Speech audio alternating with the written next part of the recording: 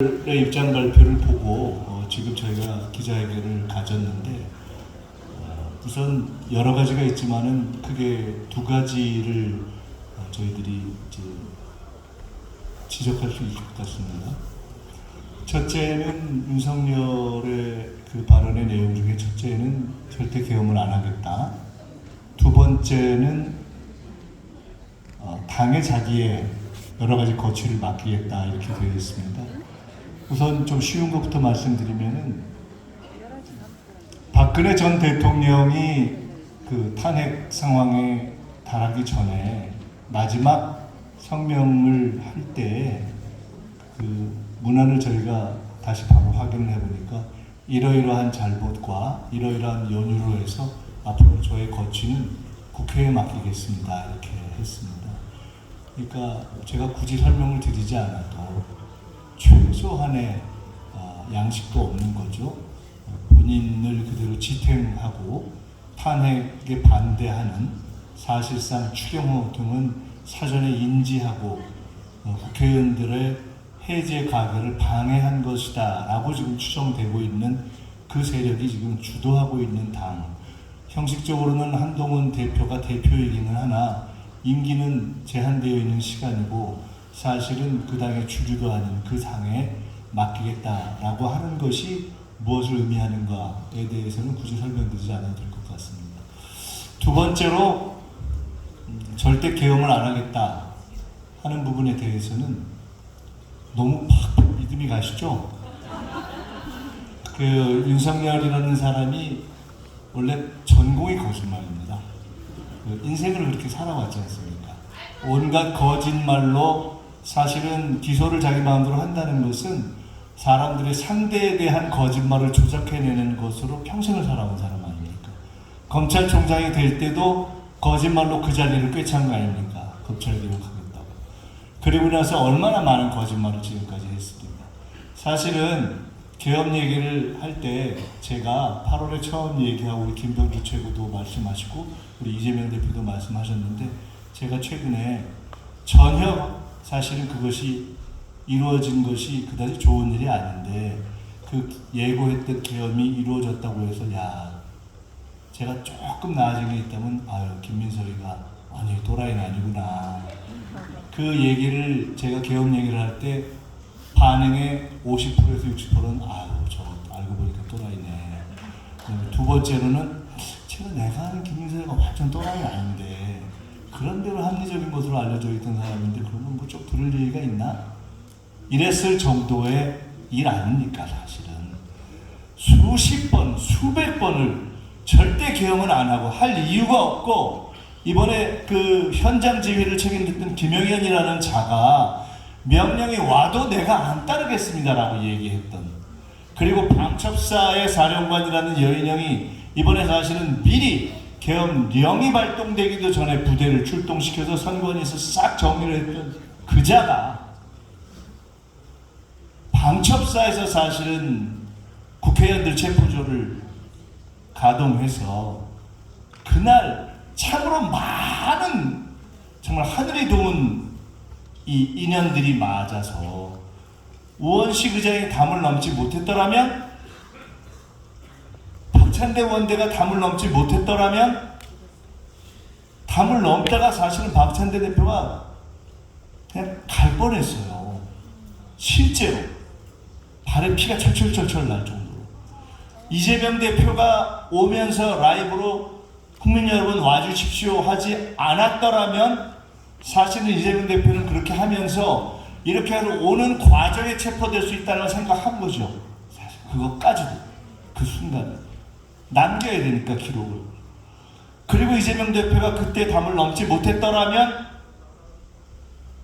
그리고 그날 투입됐던 그 계엄군 가운데 누가 젊은 친구들이니까 상황에 당황해서 쫄아가지고 하다못해 공포라도 쐈더라면 그 모든 상황이 하늘이 도와서 그날의 1차 시도를 막는 쪽으로 갔지만 그렇지 않았더라면 그날 밤 12시가 그렇게 지났더라면 서울의 모습과 대한민국의 모습은 그리고 오늘 여기 와서 여러분께 인사드리는 저를 포함한 대부분의 국회의원들은 국회에 있지 않을 겁니다. 그런 것이 지나간 거 아닙니까?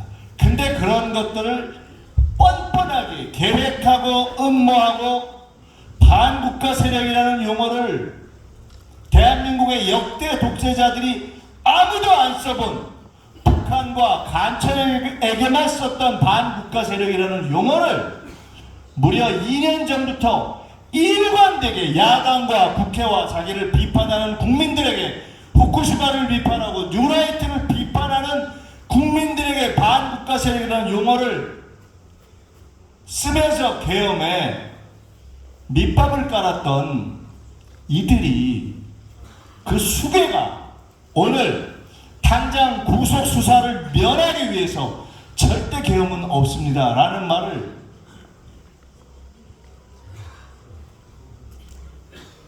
어떻게 우리가 또 속아야 됩니까?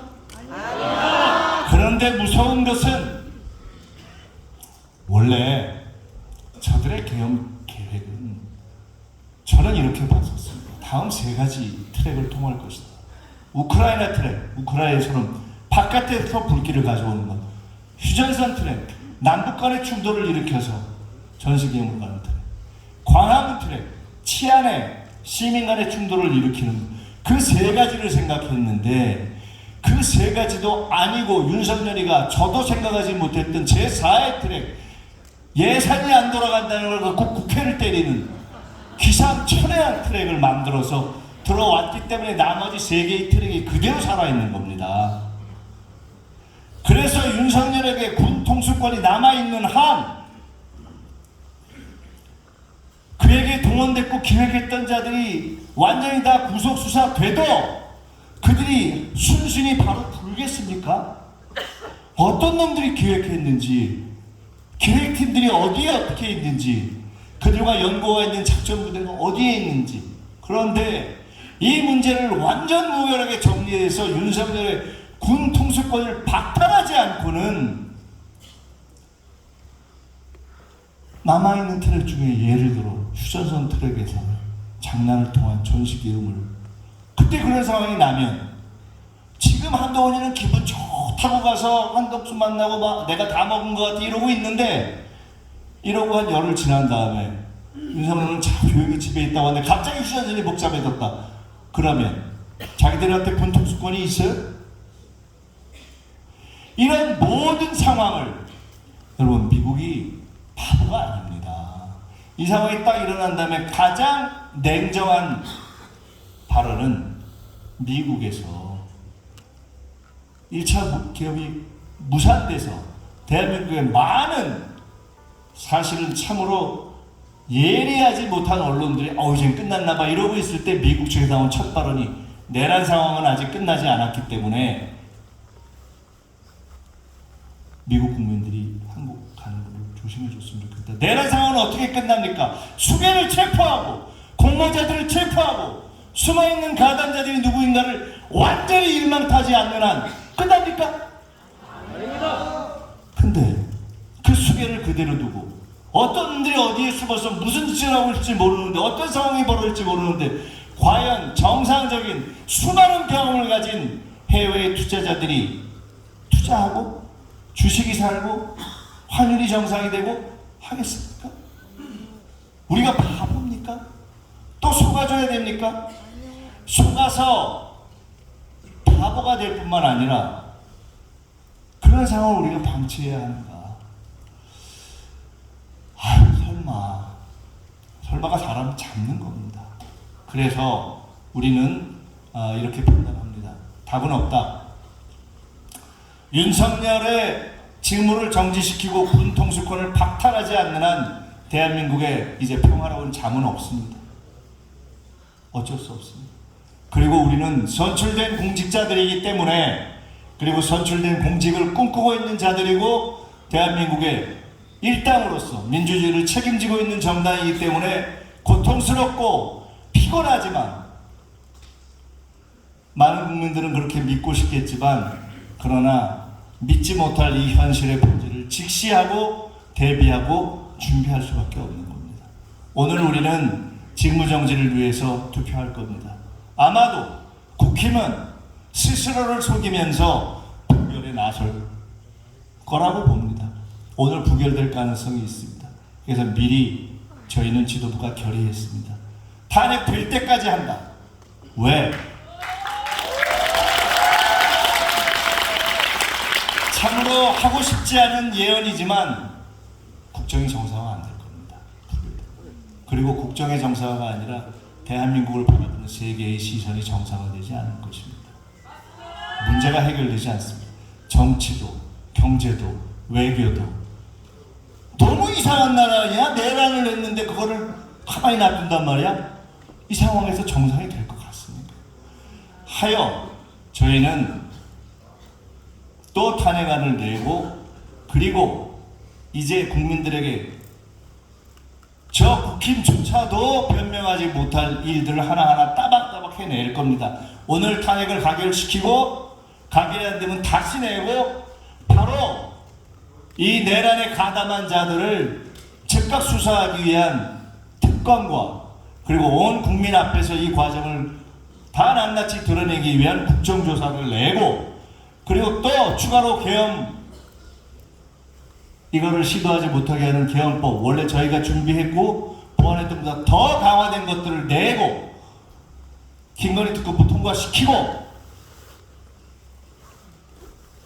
그렇게 해서 저희가 예상하기는요 내란에 대한 진짜 제대로 된 상설특검 내잖아요. 윤석열이 권한이 남아있는 한 거부권을 행사할 겁니다. 그래서 고통스럽지만 국민과 국가와 세계가 인식하는 과정을 거쳐야 됩니다. 힘들겠지만은 그 과정에서 우리는 제2 계엄 시도를 막고 한편으로는 이 진상을 밝혀내고 그러면서도 아주 침착하고 안정되게 그래도 믿을 것은 민주당밖에 없다는 매우 절제된 언어와 행동을 유지하면서 그러나 끓어오르는 분노, 국민들의 분노는 최대한 발산시키는 그러한 방법을 유지하면서 저희들이 가야 되는 참으로 어려운 과제를 안게 되었습니다. 그러나 그것이 우리 모두의 숙명입니다. 그것이 민주당의 숙명이고 집권당의 숙명입니다. 오늘 아침에 일어나서 7시에 의총을 하고 의원들 대부분이 다 며칠씩 우리 정호로 의원은 저한테 이렇게 얘기하더라고요.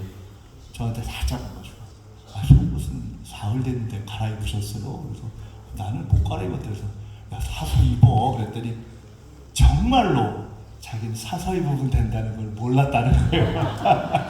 집에만 가야 된다고 생각하니까 다들 우리가 지금 제정신이 아니에요. 사실은 이게 지금 피곤해서 저희도 이렇게 맑은 머리로 판단하기 어려워. 이걸 참 유지하기가 쉽지 않습니다. 이런 긴장을. 그러나 이러한 전시의 긴장을 유지하면서 저희가 아침에 나왔는데 진짜 울컥했습니다. 어제 밤새 시민들이 모든 문을 지키고 심지어 맨손으로 시험 공부를 하는 학생까지 있습니다. 너무 고맙고 눈물이 나서 도저히 그냥 있을 수가 없다. 그래서 저희가 나가서 절을 한 겁니다. 제가 하자고 했습니다. 방법이 없잖아요. 근데 우리 박찬대 원내께서 이렇게 말씀하시더라고요. 본인도 어제 의원들이 대부분 그 얘기하더라고요. 쭉 돌아봤는데 다들 울었다는 거예요. 근데 이제 그렇게 있더라고요. 박찬대 원내가 이야기하기를 내가 더 간절한가? 과연 우리가 더 간절한가? 우리 당이 더 간절한가? 국민보다 이에 대해서 진짜 깊이 생각하게 되더라. 이런 얘기를 했습니다. 여기 있는 우리 모두는 그래도 이 자리까지 와서 국회 안에서 잠을 청할 정도가 되면 고통스럽지만은 그렇게 할 만한 정도의 위치에 있는 사람들 아니겠습니까? 남아있는 시기 분명히 말씀드릴 것은 저희는 저들이 반드시 2차 계엄을 시도하는 그 음모가 끝나지 않았다고 확신하고 있고 그렇지만 그것을 1차 때 막았듯이 반드시 무산시킬 것이고 그리고 반드시 탄핵시킬 것이고 직무정지시킬 것이고 그리고 민주당의 국정의 책임을 져서 진짜 국가를 안정시키는 그러한 길로 갈 것입니다. 사실 오늘 아침에 일어나서 여러 생각이 들었는데 가결이 돼도 부결이 돼도 정말 마음이 무겁겠다는 생각이 들었습니다. 부결이 되면 부결의 책임 때문에, 그리고 이 상황에서 어떻게 또 언제 뚫리면 어떡하나 하는 부담을 안고 준비해야 되는 부담이 있고요. 가결이 된다면 그다음부터 우리가 태풍처럼 몰려올 책임을 어떻게 하나 하는 그런 것이 있지 않습니까? 우리가 촛불 이후에 그 모든 것을 제대로 하지 못해서 오늘까지 온 그 책임이 우리에게도 없지 않고 해서, 하여간 우리 이재명 대표께서 이 와중에 참으로 냉정하게 냉정을 잃지 않고 안전감 있게 당을 지도하고 계시고, 또 우리 최고회의도 잘 뭉쳐있고, 의원들 170명이 어제 오늘 아침에 딱 7시에 요청하는데 170명 전체 중에 170명 참석 이러는데 기분이 상상하더라고요.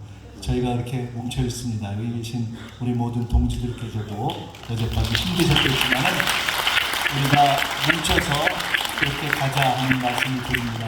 제가 다시 한번 진심으로 감사의 말씀을 드립니다. 고맙습니다.